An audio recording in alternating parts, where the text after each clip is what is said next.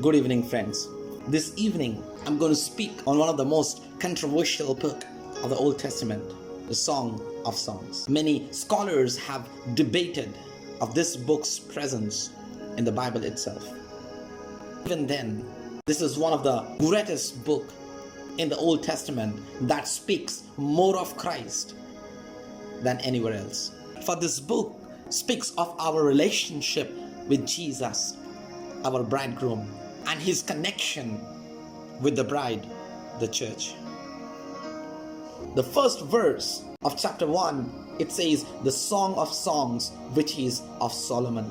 It speaks of a song, but then it says a song of songs, better and greater than any other scriptural songs. For in singing we make melody with our hearts unto the Lord. Ephesians chapter 5 verse 19. For the gospel times are the times of joy, where he puts a new song into our mouths. Psalm 98 1 and 2.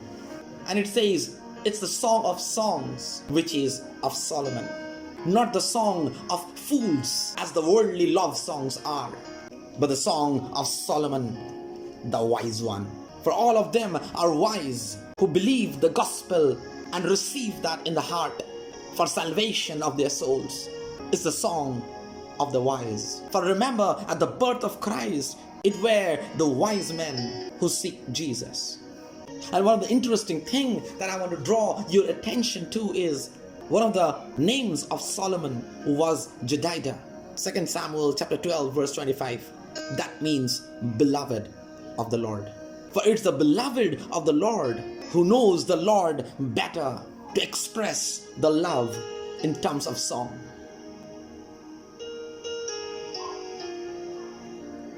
As John the disciple, the beloved of the Lord, knew Christ better than the other disciples.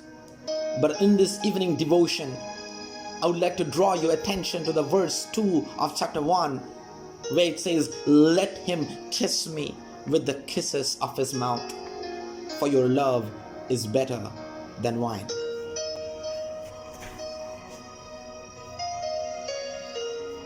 The bride here desires the kiss of her beloved, for by his kiss we are reconciled with God. Psalm 2:12, it says it's our duty to kiss the Son, but it's the grace of the Lord that he is willing to kiss us in reconciliation. For when he kisses sinners like you and me, it shows that we are not far anymore, disowned anymore, but we are accepted in the beloved. We're accepted in Jesus, reconciled to the Father, as the Father kissed the prodigal son when he returned back. Let me encourage you, my dear brothers and sisters, this kiss is a kiss of peace. For the people were wounded by the law, so the kiss of grace brought peace unto them and healed their wounds. And so the bride said, let him kiss me.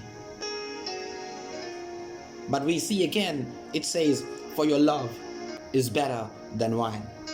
The bride here has a great value for the love of our bridegroom. Are you and me this evening willing to receive the kiss of our Lord and the love of our Lord in our hearts, in our souls?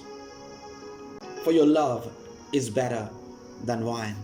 For wine makes glad the heart, revives the drooping spirits, energizes them. For the saints of God takes more pleasure in loving Christ and being loved by Christ than in anything else in this world. For the world doesn't satisfy a saint of God. For a wine may satisfy a drunkard, but the love of Christ satisfies the people of God. For your love is better than wine. In verse 2, the bride here begins to say, let him kiss me. She starts here as if he is far from her. Let him kiss me. It's an indirect speech. But when he kissed her, He's near her. And that is why she's telling, for your love, it's a direct speech, your love is better than wine. He draws near when she desires his love. My dear brothers and sisters, are we willing to receive his kiss for reconciliation, for being accepted, for being owned? Are we willing